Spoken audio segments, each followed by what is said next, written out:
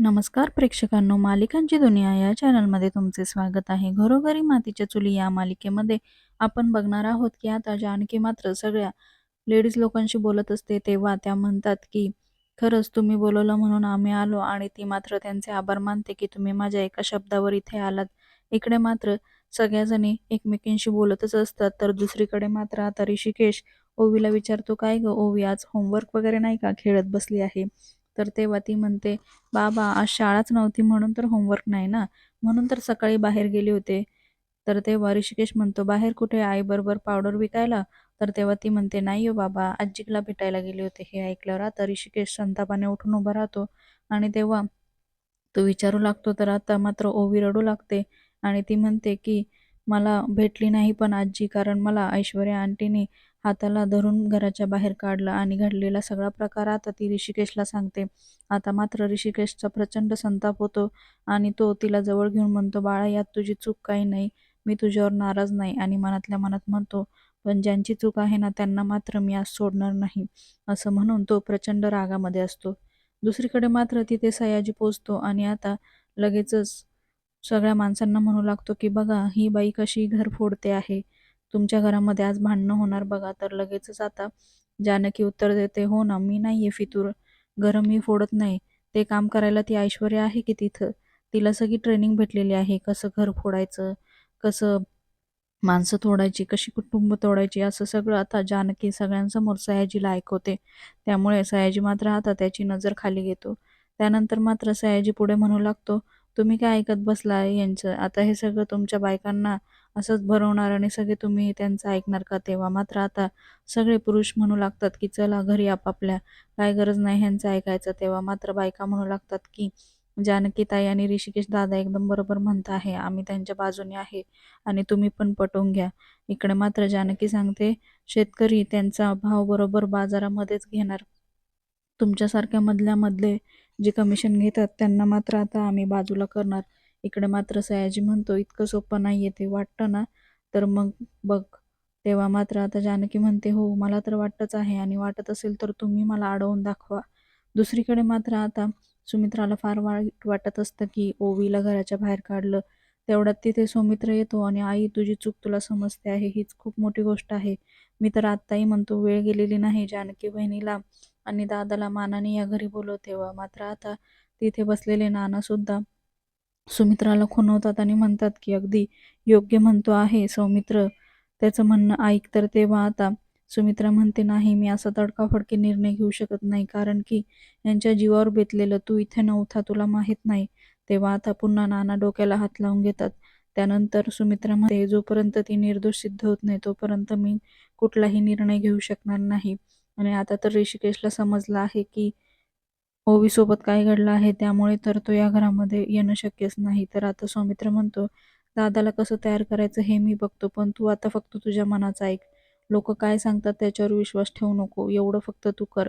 आणि असं म्हणून तो तिथून निघून जातो. इकडे मात्र सुमित्रा विचारतच असते, आणि आता नानांना सुद्धा कळत नाही की सुमित्राला कसं पटवून द्यायचं की जानकी निर्दोष आहे. दुसरीकडे मात्र आता सुमित्रा विचारच करत असते की खरंच आपलं काही चुकतं आहे का. इकडे मात्र सयाजी पुन्हा आता जानकीला धमकावत असतो की एवढं वाटतंय ना तर करून बघ शेती. कधी शेतीच्या मातीमध्ये हात घातला आहे का?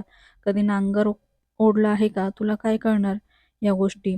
चालली शेतकऱ्यांच्या बाजूनी बोलायला. तेव्हा मात्र जानकी म्हणू लागते, हो ना, नाही ओढला तरी पण ओढेल नांगर. आणि तेव्हा आता सयाजी म्हणतो, हो ना, असं असेल ना तर मग माझं तुला चॅलेंज समज.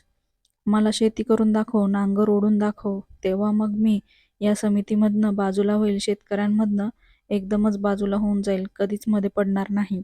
दुसरीकडे मात्र पुढे तो म्हणतो, पण जर तुला हे जमलं नाही ना तर मग तू आणि तुझ्या नवऱ्याने बाजार समिती हा शब्दच काढून टाकायचा तोंडातून. तेव्हा मात्र मंजूर आहे का असं म्हणून तो जोरात ओरडतो, आणि इथे जानकी मंजूर आहे असं म्हणते.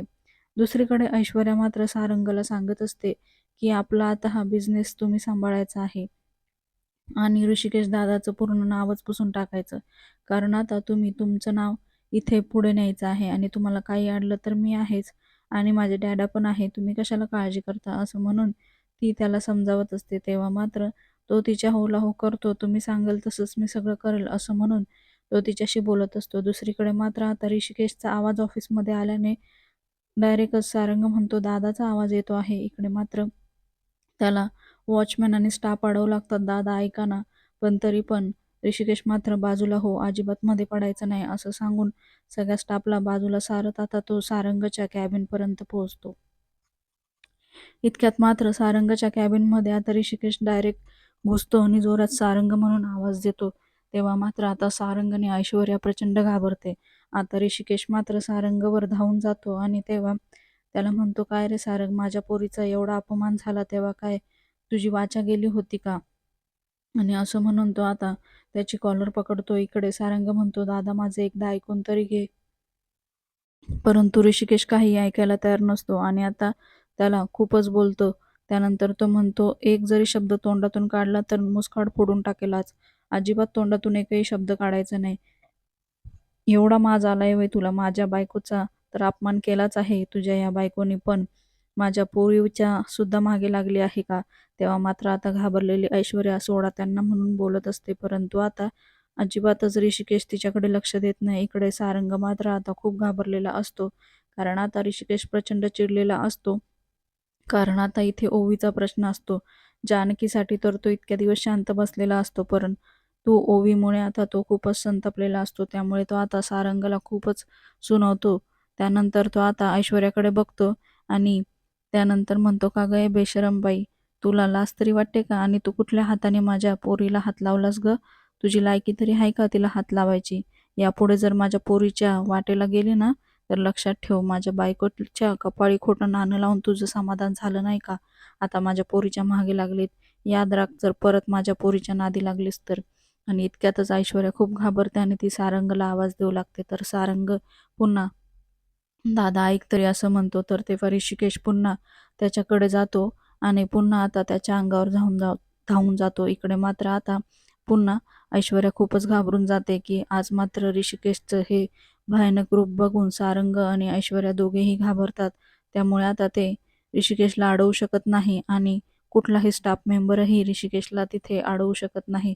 त्यामुळे आता ऋषिकेशचं हे सगळं रूप बघून अख्खं ऑफिसच खूप घाबरून जातं. दुसरीकडे मात्र आता सयाजीने जानकीला चॅलेंज दिलेलं असतं. तू शेती करणार का? आणि हिंमत असेल तर करून दाखव शेती. आणि पहिली गोष्ट, शेत नांगरून दाखव. त्या नांगराचं वजन तरी तुला झेपणार आहे का? असं म्हणून तो तिची थट्टा करू लागतो. परंतु जानकीने मात्र आता सांगितलेलं असतं, हो मी शेत नांगरूनही दाखवेल आणि शेती करूनही दाखवेल. तेवढ्यात मात्र आता सयाजी तिला म्हणतो, हो का?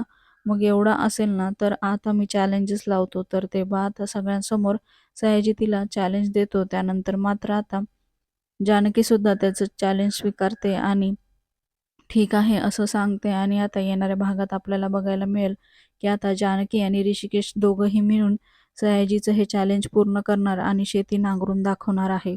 दुसरीकडे मात्र आता सगळे गावकरी जानकीला सपोर्ट करत असतात, परंतु अर्धे गावकरी सयाजीच्या जे बाजूने असतात ते सुद्धा आता हे चॅलेंज पूर्ण झाल्यावर जानकी आणि ऋषिकेशच्या बाजूने उभे राहतात. पुढील भागामध्ये आपण बघणार आहोत की आता इकडे ऋषिकेशने मात्र पुन्हा एकदा सारंग आणि ऐश्वर्याला चांगलंच खडसावून सांगितलेलं असतं, पुन्हा जर माझ्या मुलीच्या आणि बायकोच्या वाटेला गेलात ना, तर माझ्या एवढं वाईट कोणी नाही असं म्हणून त्यांना तिथे धमकी दिलेली असते. आणि इकडे आता ऐश्वर्याला पुन्हा राग आलेला असतो. येणाऱ्या भागात आपल्याला कळणार आहे की सारंग मात्र आता कदाचित घाबरला जाईल, परंतु ऐश्वर्या पुन्हा आता या गोष्टीचा फायदा घेऊन त्याचा इश्यू करेल. कदाचित ती ऋषिकेशची पोलीस कंप्लेंट सुद्धा करू शकते. आणि इकडे जानकी ऋषिकेश मात्र आता सयाजीला चॅलेंज देत त्यांचं चॅलेंज पूर्ण करणार आहे. मालिकेच्या अशाच नवनवीन भागांसाठी आपल्या चॅनलला नक्की सबस्क्राईब करा.